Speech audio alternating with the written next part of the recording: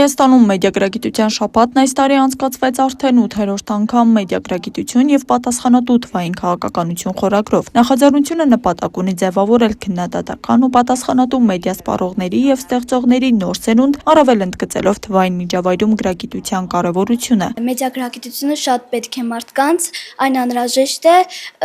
որպեսզի և մենք կարողանանք լինել զարգացած մարդ և մյուսներին տալ ավելի շատ տեղեկություններ։ Եթե մեդիագրագետ չլինես, ապա քեզ շատ հեշտ կլինի խաբելը, թեկուզ մանիպուլացնելը։ Այս տարի ևս Շիրակի մարզի մի շարք կրթական հաստատությունների աշակերտներ այցելեցին Ցայք հեռուստաընկերություն։ Այցը հնարավորություն տվեց նրանց տեսնել մեդիայի ներսում ընթացող աշխատանքը տեխնիկական ու ստեղծագործական ամբողջ շղթայով։ Նման այցերը շատ կարևոր են աշակերտների համար, որպեսզի հասկանան, թե ինչ է կատարվում ընդհանրապես առօրյայում կամ ինչ կարևոր իրադարձություններ են տեղի ունենում ամբողջ աշխարհում։ Բոլոր երեխաները հասկանում են, թե որ ինֆորմացիան է ճիշտ, որը ճիշտ չէ, սովորում են ինչպես ինֆորմացիան տարբերել։ Աշակերտները ծանոթացան հեռուստատեսության կառուցվածքին, քննարկեցին մեդիայի դրսևորումները, խոսեցին թվային մեդիայի տարածվածության մասին և ընդգծեցին թվային միջավայրում մեդիագրագետ լինելու անհրաժեշտությունը։ Ինձ համար շատ հետաքրքիր էր Ցայք հեռուստաընկերություն այցը, քանի որ միշտ հեռուստացույցով էի տեսել ու որոշեցի անձամբ տեսնեմ ու հետաքրքիր էր շատ։ Սովորեցինք, թե ինչ է մեդիան, համակարգչով աշխատել, նաև տեսանք այնտեղի ստուդիան։ Քննարկումների միջոցով վերջիններս հասկացան, որ մեդիագրագիտությունը ոչ միայն ճիշտ ու վստահելի տեղեկատվություն սփռելու կամ սպառելու ունակություն է, այլև պատասխանատու մեդիա արտադրող դառնալու կարևոր նախադրյալ։ Ցայք հեռուստաընկերության աշխատակիցները աշակերտների հետ խոսեցին բովանդակության ստեղծման փուլերի, լրագրողական պատասխանատվության, փաստերի ստուգման և տեղեկատվական անվտանգության մասին։ Ես կցանկանայի, որ դրանք ավելի շատ լինեին, քանի որ շատ հետաքրքիր են և շատ նոր տեղեկություններ ենք իմանում։ Հարցերի միջոցով պարզեցի, որ լրագրողները ունեն հստակ չգրված կանոններ, ու այդ կանոնները ինձ համար շատ հետաքրքիր էին ու տարբերվող։ Մեդիագրագիտության շաբաթը իրականացվում է երիտասարդների գործելիս Հայաստանում երիտասարդների զորեղացման և առաջնորդության խթանման ծրագրի շրջանակում։ Նախաձեռնությունը ֆինանսավորվում է Եվրոպական միության և Կոնրադ Ադենաուեր հիմնադրամի կողմից և իրականացվում World Vision Հայաստանի մեդիա նախաձեռնությունների կենտրոնի և Գյումրու երիտասարդական նախաձեռնությունների կենտրոնի համագործակցությամբ։ Աստղիկ Խաչատրյան, Խան Հովհաննիսյան, այսօր։ Վրաստանի նախագահի նստավայրում կայացել է պաշտոնական այցով Թբիլիսի ժամանած Հանրապետության նախագահ Վահագն Խաչատուրյանի դիմավորման պաշտոնական արարողությունը։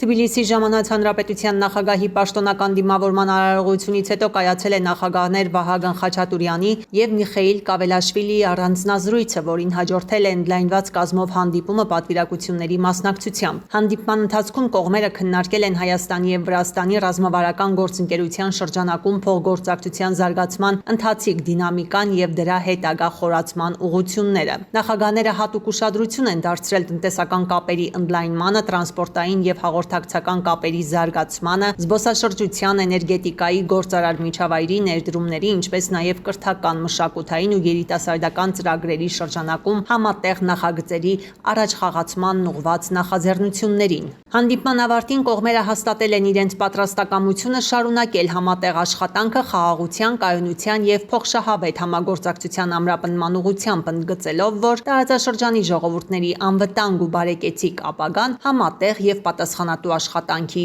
արդյունք է։ Ընդլայնված կազմով հանդիպումից հետո Հանրապետության նախագահ Վահագն Խաչատուրյանը գրառում է կատարել պատվո հյուրերի գրքում։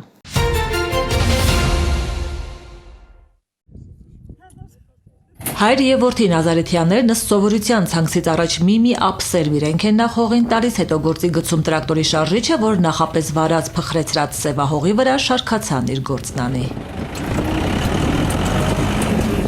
Աշտանացանի իրենց բաժին դժվար աշխատատար գործն արդեն ավարտել են Գետապ բնակավայրի լեռնային հատվածում վարձակալած 57 հեկտար հողը վարել ու ցորեն են ցանել։ Մնում է լեռնալանջի այս փոքր հատվածում սերմնացան անեն, հողագործական տարին ամփոփեն։ Հավաստագրված սերմերով որակյալ ցանք սանելու պետական աջակցության ծրագիրն ինչ կա, մշակության մակերեսը գնալով ընդլայնում են։ Հիմա սուբսիդը կա, շատ լավ ծրագիր է։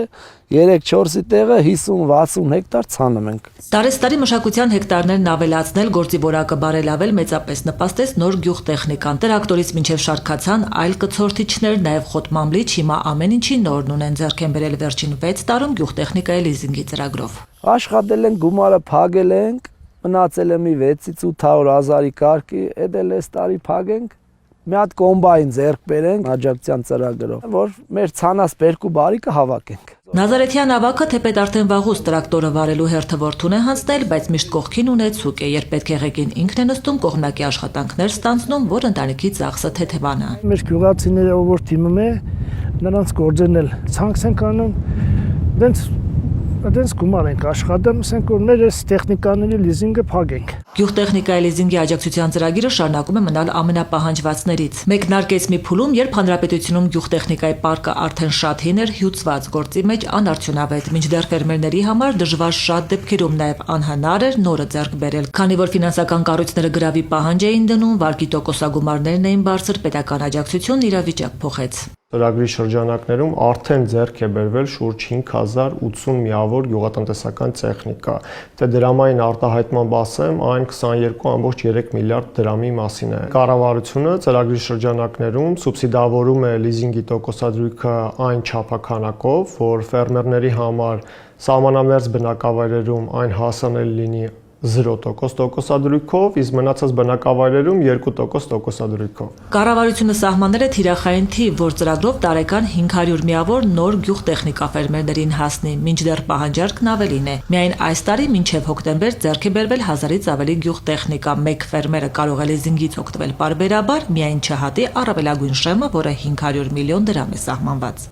Գյուղտեխնիկան ոչ միայն նվազեցնում է ծախսերը, նպաստում է արդյունավետ մշակությանը, այլ նաև բերքահավաքի ժամանակ նվազեցնում է բերքահավաքի կորուստները, որոնք հնամաշ գյուղտեխնիկայի դեպքում հասնում են երբեմն 30-ից մինչև 40%-ի։ Կան տեխնիկաներ, որոնք ավելի թանկ են եւ կարող են սպասարկել ավելի մեծ թվով ֆերմերների, համայնքը կարող է դառնալ մեր ծրագրի շահառու, վճարելով 20% կանխավճարը եւ մնացած արդեն ժամանակահատվածում կառավարությունը կսուբսիդավորի տոկոսադրույքները։ Ծրագիրը պարբերաբար բարեփոխվում է։ Հերթականով գյուղատնտեսական կոոպերատիվները այսուհետև եթե ցանկանան նոր տեխնիկա վերցնել, պահանջվող 20% կանխավճարի 30%-ը պետությունը կփոխհատուցի, բացի այդ լիզինգը հասանելի կլինի անտոկոս։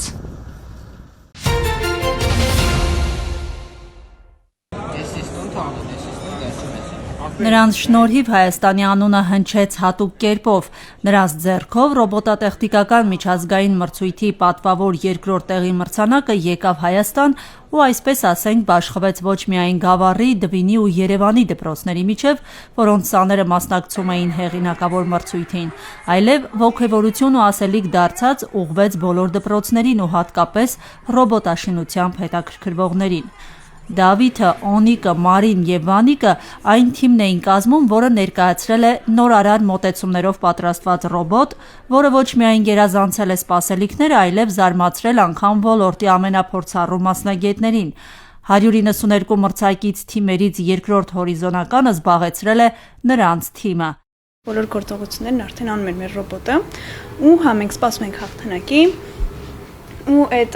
հմտություն եւ ճարտարագիտականություն անվանակարգում, երբ որ մենք գնացինք skill challenge-ի մասնակցելու, որտեղ առանցին պետքա ցույց տանք մեր ռոբոտը ինչ է անում, ես շատ մեծ հույսեր ունեի կապած, որովհետեւ գիտեի, որ ինչ որտեղ հաստատ կզբաղեցնենք այս անվանակարգում, որտեղ մեր ռոբոտը ժուրիների ասելով համ լավ ինժեներական լուծում ենք տվել, համ էլ լավ ներկայացրեցինք հենց այդ skill challenge-ում։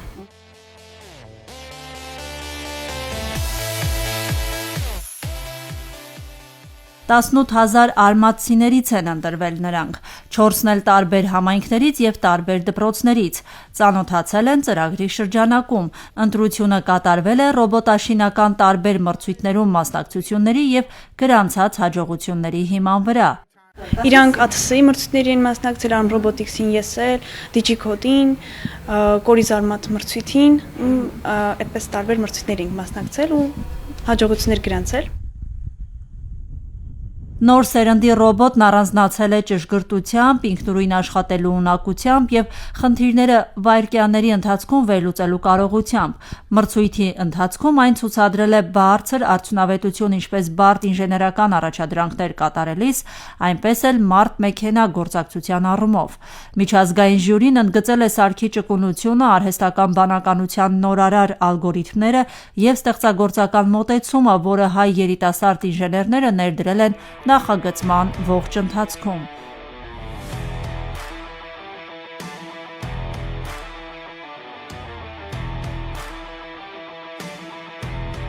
Դժվարություններ չի եղել ռոբոտը սարքելուց, երբ որ ռոբոտը սարքում վերջացնում ենք, հասկանում ենք, որ ինչ-որ դետալ չենք դրել, օրինակ բան բարձրանալու ժամանակ ինչ-որ մի բան պակաս ենք դրել, դրա պատճառով ամբողջ ռոբոտը պետք է քանդվեր։ Շատ քանդել Շատ Մարին, Օնիկը, Դավիթն ու Վանիկը ռոբոտի հավաքման աշխատանքները սկսել են սեպտեմբերից, ուսումնասիրել են բոլոր դետալները եւ տարբեր աղբյուրներից հավաքել գաղափարներ, սկսել են զրոյից առանց որևէ նախատիպի։ Սկզբում կառուցվեց կմախքը, ապա կարգավորեցին պարանով բարձրանալու մեխանիզմը, գնդակ նետող համակարգը եւ ձեռքերի բարձրացման հանգույցները։ Շատ անգամ թիմը ստիպված է եղել ամբողջությամբ քանդել ու նորից հավաքել, լուծելով առաջացող խնդիրները։ Պետք է ընդհանուր ռոբոտները լուծեին երկրմոլորակի խնդիրը։ Խաղը հետևյալն էր, պետք է կային մեծ գնդակներ, որոնք պետք է լրացնել եւ տանել գցել հետևյալ վայրը։ Այդպես հետո սրա մասին է խոսքը։ Այո, այս գնդակների մասին է մոխրագույն խոսքը։ Հետո կային այսպիսի էկոսիստեմներ, որոնց մեջ պետք է ռոբոտները կրակեն այսպիսի գնդակներ փոքր։ Պատկերացրեք այդ որպես հումուս։ Ռոբոտները այդպես տարբեր վայրերում կրակում էին հումուսներ։ Սակայն լուրջ խնդիր առաջացել է արդեն մրցույթի ժամանակ։ Ռոբոտը չի կարողացել բարձրանալ 48 սանտիմետրից բարձր, պարանը սխալ է փաթաթվել, ծանրության կենտրոնը խախտվել է, բայց թիմը խուճապի չի մատնվել, միանգամից գտել է լուծումն ու հաջողել հաղթահարել փորձությունը։ Երկու հատ ծող դրեցինք, այդ ծողերը էլ չէին թողում, որ հասներ սահմանին։ Էլի գիտի մեջից։ Մրցույթին մասնակցողները բաժանվել են կարմիր եւ կապույտ ալյանսների։ Յուրաքանչյուր մրցութային ցուցադրությունից առաջ թիմերին տրվել է 10 րոպե ռազմավարությունը քննարկելու համար։ Հայաստանից մեկնած ռոբոտը բոլոր գործողությունները կատարել է ճշգրտորեն, ասում է թիմի գեղեցկուհին Մարին։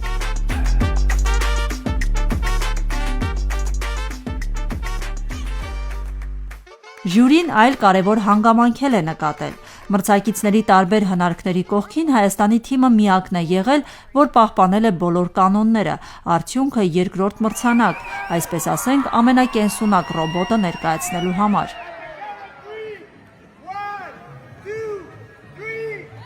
Արմատ ինժեներական լաբորատորիաներում վստահ են, այս հաջողությունը դեռ սկիզբն է։ Միջազգային մրցույթների այս տարվա մեր լավ ցուցանիշները գալիս են փաստելու, որ ռոբոտաշինությունը շատ մեծ պոտենցիալ ունի Հայաստանի համար ազգային մրցաձև դառնալու եւ վերջին տարվա այս մեր ակտիվությունը հենց գալիս է ապացուցելու դա, որ Հայաստանը կարող է այս առումով ռոբոտաշինությունը որպես այցեքարտ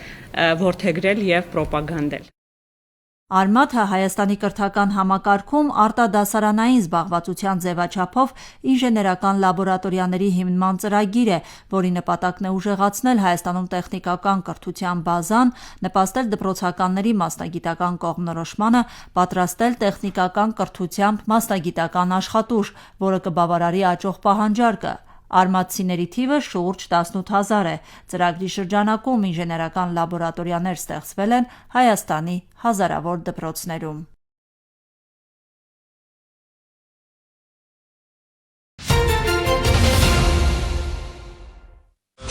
Դոնալդ Թրամփը Սպիտակ տանը մեծ շուքով ընդունել է թագաժառանգ Մուհամմեդ բին Սալմանին։ Հանդիպման շրջանակում Էր-Ռիադը եւ Վաշինգտոնը քաղաքացիական միջուկային էներգիայի զարգացման վերաբերյալ համատեղ հռչակագիր են կնքել։ Նաեւ ամերիկյան կողմը պաշտպանական ոլորտում խոշոր փաթեթ է հաստատել, որը ներառում է Սաուդյան Արաբիային F-35 կործանիչների եւ 300 Abrams տանկերի մատակարարումներ։ Ի թիվս այլնի Էր-Ռիադը պարտավորվել է $1 տրիլիոն ներդնել ամերիկյան ենթակառուցվածքների արդյունաբերության եւ տեխնոլոգիաների զարգացման մեջ։ Կողմերը կընդլայնեն գործակցությունն արհեստական բանականության, առևտրի եւ այլ ոլորտներում։ ԱՄՆ նախագահը հայտարարել է, որ Սաուդյան Արաբիան այսուհետ Վաշինգտոնի ՆԱՏՕ-ի անդամ չհանդիսացող հիմնական դաշնակիցն է։ Նաեւ հայտնի է դարձել, որ Միացյալ Նահանգներն ու Սաուդյան Արաբիան քննարկում են Իսրայելի հետ հարաբերությունների կարգավորման Աբրահամյան համաձայնագրերին Ռիադի միանալու հնարավորությունը։ Մուհամմեդ բին Սալմանը նշել է, որ պատրաստ է գնալ այդ քայլին, եթե Պաղեստինյան հարցի կարգավորման հստակ ծրագիր ներկայացվի, որը հիմնված կլինի երկու պետության բանաձևի վրա։ Դոնալդ Թրամփն էլ անդրադարձել է Իրանի հետ շփումներին, հավատացրել, որ կցանկանար համաձայնության գալ միջուկային հարցի շուրջ։ Ես լիովին բաց եմ այդ հարցում, մենք խոսում ենք նրանց հետ, հավելել է Սպիտակ տան ղեկավարը։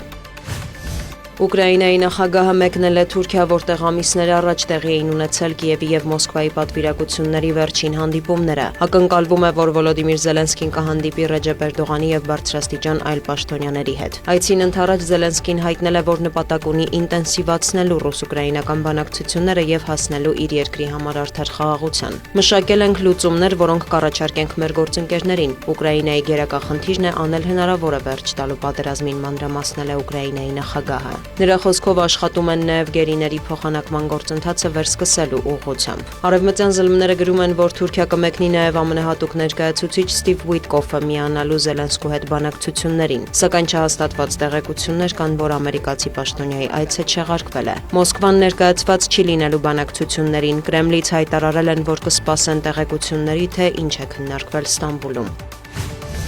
Զուգահեռ Ռուսաստանը եւ Ուկրաինան մեղադրում են իրար փոխադարձ ավիահարվածների համար։ Ռուսական կողմը 470 ԱԹՍ եւ տարբեր տեսակի 48 հրթիռ է արձակել Ուկրաինայի ուղղությամբ։ Տերնոպոլում թիրախավորվել են բնակելի շենքեր, կան փլուզումներ։ Նախագահ Վոլոդիմիր Զելենսկու խոսքով զոհվել է առնվազն 9 մարդ, կան տասնյակ վիրավորներ։ Փլատակներում դեռ կարող են մարդիկ լինել, իրականացվում են որոնողափրկարարական աշխատանքներ։ ԱԹՍ-ներով թիրախավորվել է Խարկովը, խաղաղ բնակչության շրջանում վիրավորների թիվը հասնում է 50-ի, այդ թվում երեխաներ, վնասվել են քաղաքացիական օբյեկտներ։ Կիևն էլ հայտարարել է բարձր ճշգրտության ամերիկյան ըթակմ սեռահար հրթիռներով Ռուսաստանի տարածքում ռազմական թիրախների հարվածելու մասին։ Ռուսաստանի ՊՆ-ն հայտնել է, որ հարձակման է ենթարկվել Վորոնեժը, արձակվել է 4 հրթիռ։ Նշվում է, որ դրանք խոցվել են, բեկորների անկման հետևանքով կան ավերածություններ։ Ռուսական կողմի տվյալով ամերիկյան համակարգերը գործարկվել են Խարկովից։ Ռազմական գերատեսչությունը հայտնում է, որ գիշերը թիրախում է եղել նաև Մոսկվայի մարզը, մայրաքաղաքի ուղղությամբ ԱԹՍ-ներ են ոչնչացվել։ Ռուսաստանը պահանջում է Բաքվից արտահանձնել Դաշնության գլխավոր շտաբի գլխավոր վարչության ենթադրյալ գործակալ Յարոսլավ Միխայլովին, որը կասկածվում է 2024 թվականի ամռանը Մեծ Բրիտանիայի, Գերմանիայի եւ Լեհաստանի բեռնափոխադրող ընկերությունների պահեստներում պայթյուններ կազմակերպելու համար։ Washington Post-ի տվյալով արևմտյան հետախուզական ծառայությունները փորձում են առաջ անցնել Մոսկվայից եւ կանխել Միխայլովի վերադարձը Ռուսաստան։ Հաղորդվում է, որ պայթյուններից հետո Միխայլովը կեղծ փաստաթղթեր է ձեռք բերել եւ փախել Ադրբեջան։ Ըստ պարբերականի այժմ արևմտյան եւ ռուսական հետախուզական գործակալությունները փորձում են ճնշում գործադրել ադրբեջանական իշխանությունների վրա, սակայն Բաքուն մերժում է Միխայլովի արտահանձնման բոլոր հարցումները։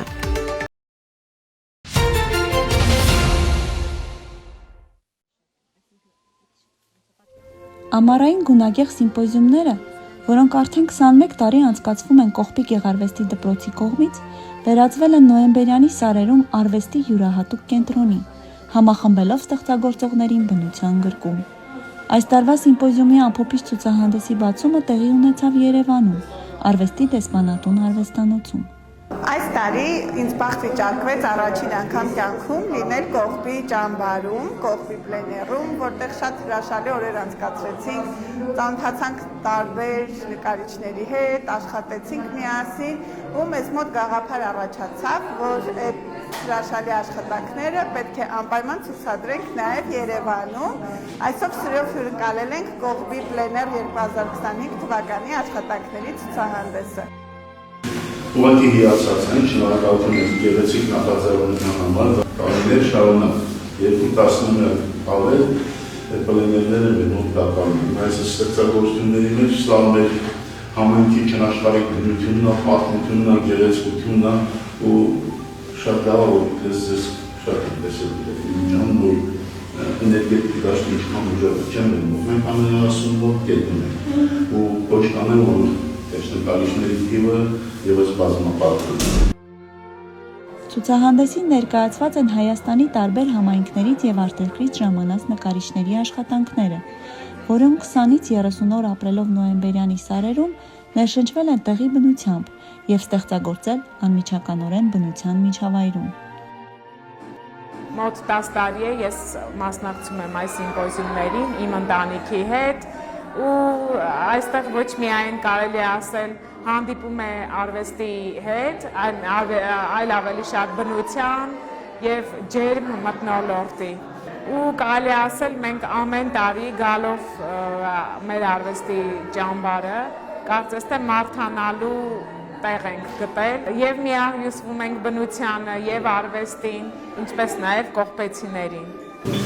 Սա ինքան երանելի բան է, որ ինքան կարևոր է, այս անհոգ ժամանակներում ամենի աշխարհում դուրս ճիշտ հակառակ դեգրադացիոն process-ի մեջ մենք հանկարծ մի փոքրիկ Հայաստան այսքան խփված եւ հանկարծ կարևորում է այն, որը չի կարևորում ամբողջ աշխարհը եւ դրա նկատմամբ աշխատանք է կատարում, որպեսզի հոգեվորի զարգացումը չլինի։ Եվ մի յուղում Հայաստանի սահմանամերձ հյուսիսային մի յուղում մի դպրոց կա, արվեստի դպրոց, որը կազմակերպում է միջոցառումներ եւ բոլորին հավաքում է սալոն, տարբեր տեղեր եւ այլն եւ այսօր արդեն ամենը չազգային։ Ցուցահանդեսը բաց կլինի մինչև նոյեմբերի 22-ը, այցելուներին հնարավորություն տալով ծանոթանալու նոյեմբերյանի հիասքանչ բնությանը։ Գեղանկարիչներ Էդգար Էդարյանի եւ Սամվել Զոհրաբյանի աշխատանքներն են ներկայացված Վանաձորի կերպարվեստի թանգարանի ժամանակավոր ցուցասրահում։ Ցուցահանդեսի գաղափարը վաղուց են ունեցել։ Արդյունքում որոշել են համատեղ ցուցահանդեսով ներկայանալ ծննդավայրում։ Ներկայացված է նկարիչների տարբեր տարիների ստեղծագործություններ, այս տարվա նոր ստեղծված գործեր էլ կան ու հետաքրքիր է, որ երկուսն էլ շատ համարձակ փորձարկումների են գնում, կարողանում են եւ գույնի հետ խաղալ եւ ձևի հետ խաղալ ու շատ լավ է ստացվում է դա նրանց մոտ, վստահ եմ, որ հետագայում նույնպես կունենանք նրանց ցուցահանդեսներից։ Նկարիչները մասնակցել են տարբեր խմբային ցուցահանդեսների, սակայն որպես անհատական ցուցահանդես սա առաջինն էր։ Սամվել Զոհրաբյանի համոզմամբ անհատական ցուցահանդես ունենալու ու արվեստասերներին ներկայանալու համար տարիներ են պետք։ Զոհրաբյանն ասում է. առաջին վրձնահարվածից հետո նկարում է այնինչ մուսան է թելադրում։ Ներկապնակն էլ անընդհատ կարող է փոփոխվել։ Այստեղ ներկայացված են նրա աշխատանքներից մոտ 2 տասնյակը։ Ինձ հետաքրքրում է նկարչության մեջ գեղեցիկը եւ միստիկան։ Եվ պետք է լինի գեղեցիկ եւ ինչ որ բան, որը անբացատրելի է։ Անբացատրելի է նույնիսկ ինձ համար։ Ես ինչ որ ձևով փորձում եմ կռահեմ, ինձ թվում է կռահում եմ, բայց իրականում մինչև ոչ վերջ։ Շատ իմ ընկերներ տեսնում են ուրիշ բաներ, իմ դրած բեռնագրերին իրանք համաձայն չեն։ Սամվել Զոհրաբյանի ուսանողուհին, ով արդեն կայացած նկարչուհի է, միշտ հիշում ու առաջնորդվում է ուսուցչի խոսքով։ Ես վախենում էի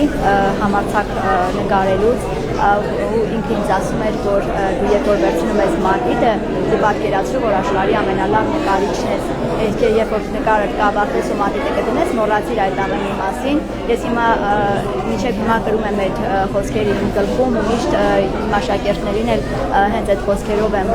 ուժ տալիս, թեև տալիս, որտեղ դրանք շատ կարևոր են, անակնկալ էր այս ամենը, որովհետև միշտ պատկերացրել եմ այլ կերպ իր աշխարհը, իր արվեստը, իսկ հիմա որ տեսնում եմ իրականում այդ տպավորությունը այլ է, շատ ավելի ուրիշ աշխարհ է իր աշխարհը, իր արվեստը։ Այցելուները զրուցում են արվեստագետների հետ, քննարկում նկարների ասելիքը։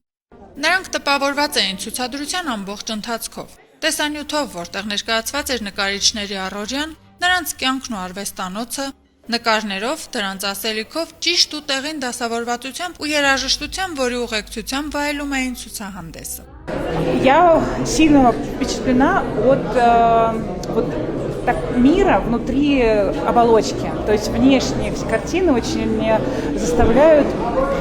стоять рядом с ними и долго рассматривать и погружаться в мир, который хотели они нам показать. И либо какая-то голографическая история, то есть ты смотришь вблизи и видишь только расплывчатую. А когда ты ходишь, то у тебя получается, что ты видишь всю картину целиком. И это погружение меня очень сильно впечатлило. Ինձ վաղ վիճակվեց լինել այս ցուցահանդեսին, ես հասկացա, որ իրոք բաներ կան, որ ինձ գրավում են, որովհետև ես ինքս նկարում եմ տանը ու տեսնում եմ այստեղ այն ինչ որ իմ մեջ է, հետո նկարիչների հետ շփվելուց հասկացա արդեն, որ մենք մտածելակերպով մոտ ենք իրար ու որպես արվեստի մարդիկ մտածում եմ, որ հետագայում ինձ կգտնեմ այս ոլորտում։ Мне понравилось, что эти картины надо разгадывать. Каждая картина несет в себе какую-то загадку, которую нужно разгадать, понять, и это для меня очень важно. Ցուցադրությունը պատկերասրահում կմնա մինչև նոյեմբերի 26-ը։